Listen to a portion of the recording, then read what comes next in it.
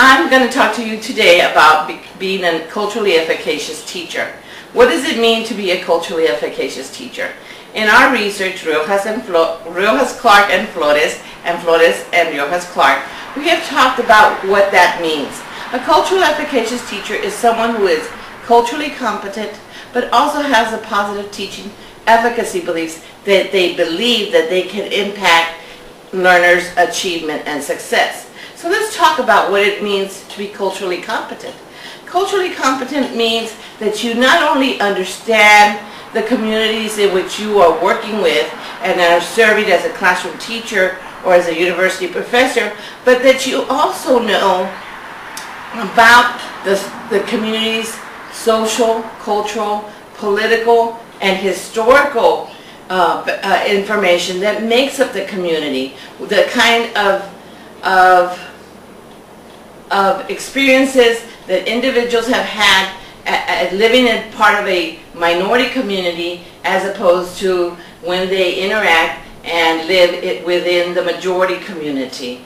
A culturally competent person gets along with community members, sees the community resources from an asset base rather than from a deficit perspective, and uses the children's funds of knowledge.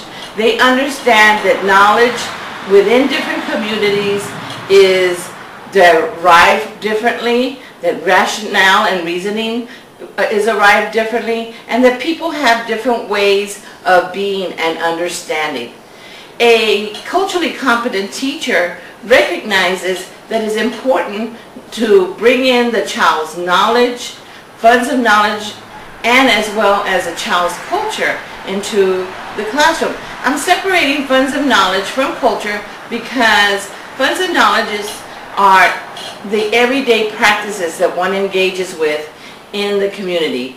And here I'm using culture as a term we have two levels, surface and hidden culture, and so the teacher uses both the surface and the hidden culture that sometimes is not seen on an everyday basis.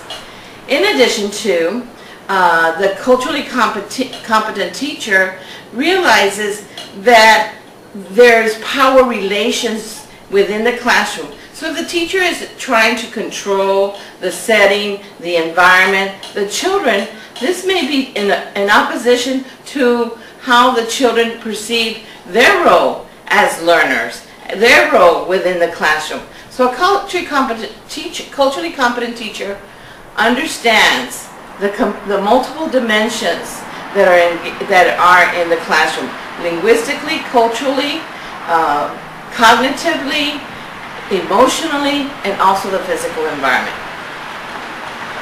That's very briefly what a culturally competent teacher is. And for more research and literature on that, you may want to look at the work of Sonia Nieto, Geneva Gay, Gloria Ladison Billings, especially because she's one of the major gurus.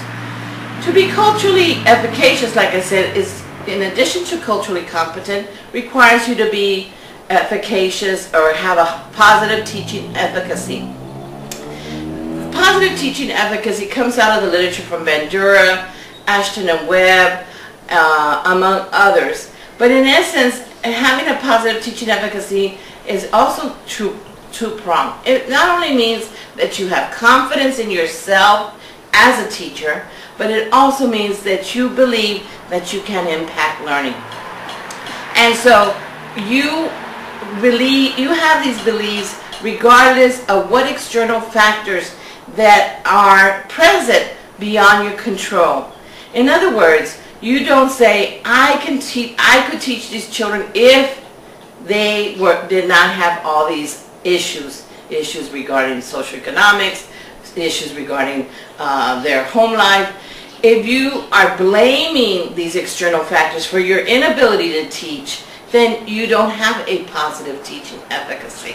So the teacher who has a positive teaching efficacy, again, like using the notions of cultural competency, looks at what the child brings to the classroom and uses what they know, the tools that they know, and the skills that they have to be able to effectively impact children and their learning and their achievement. So culturally efficacious is much more than being culturally competent. Culturally competent is only the beginning. Cultural efficacy or cultural efficaciousness includes that positive teaching efficacy. And then the culturally efficacious teacher knows how to engage in culturally relevant pedagogy, which is another term that was often used and will be explained in another podcast. Thank you very much.